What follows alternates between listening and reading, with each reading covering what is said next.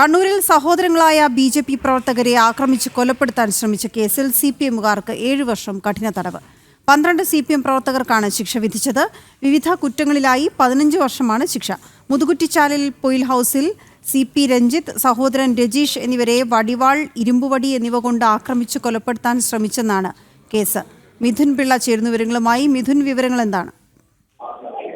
സഹോദരങ്ങളായ BJP പ്രവർത്തകരെ ആക്രമിച്ച് കൊലപ്പെടുത്താൻ ശ്രമിച്ചു എന്ന കേസിലാണ് CPMകാർക്ക് 7 വർഷം കഠിന തടവ് വിധിച്ചിരിക്കുന്നത്. വിവിധ കുറ്റങ്ങളിലായി 15 വർഷമാണ് ശിക്ഷയെങ്കിൽ പോലും ശിക്ഷ ഈ ഒരു വ്യക്തി അനുഭവിച്ചാൽ മതി എന്നതിനാലാണ് 7 വർഷം കഠിന തടവ് എന്ന രീതിയിലേക്ക് എത്തിയത്. ഏതാണ്ട് 40,000 രൂപയ്ക്ക് മുകളിൽ പിഴ ശിക്ഷയും കോടതി വിധിച്ചിട്ടുണ്ട്. കേസിൽ 13 പ്രതികളാണുള്ളത്. ഇതിൽ 12 CPM പ്രവർത്തകർക്കാണ് ഇപ്പോൾ ശിക്ഷ വിധിച്ചിരിക്കുന്നത്. വിചാരണയ്ക്ക് ഹാജരാകാതിരുന്ന 1-ാം പ്രതി ബിനുവിന്റെ കേസ് കോടതി പ്രത്യേകം പരിഗണിക്കും. മുതുകുറ്റിച്ചാലിൽ പൊയിൽ ഹൌസിലെ CP രഞ്ജിത്ത്, സഹോദരൻ രജീഷ് എന്നീ BJP പ്രവർത്തകരെയാണ് വടിവാൾ, ഇരുമ്പുവടി എന്നിവ കൊണ്ട് ആക്രമിച്ച് CPMകാർ കൊലപ്പെടുത്താൻ ശ്രമിച്ചത്. 2015 ഫെബ്രുവരി 25 ഈ ഒരു ആക്രമണം നടന്നത്. കേസിൽപ്പെട്ട പ്രതികളെ മുഴുവൻ പോലീസ് തൊട്ടു പിന്നാലെ പിടികൂടുകയും ചെയ്തിരുന്നു. ഇന്നലെ കേസിന്റെ വിചാരണ പൂർത്തിയാവുകയും ഈ കേസിലെ മുഴുവൻ പ്രതികളെയും കുറ്റക്കാരാണെന്ന് കണ്ടെത്തുകയും ചെയ്തിരുന്നു.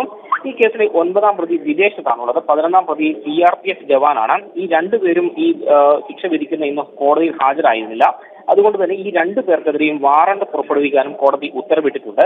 ഏതായാലും നീണ്ട 10 വർഷത്തിന് ശേഷമാണ് ഈ ഒരു കേസിന്റെ വിധി വന്നിരിക്കുന്നത്. വീണ. ഓക്കെ, ശരി മിഥുൻ.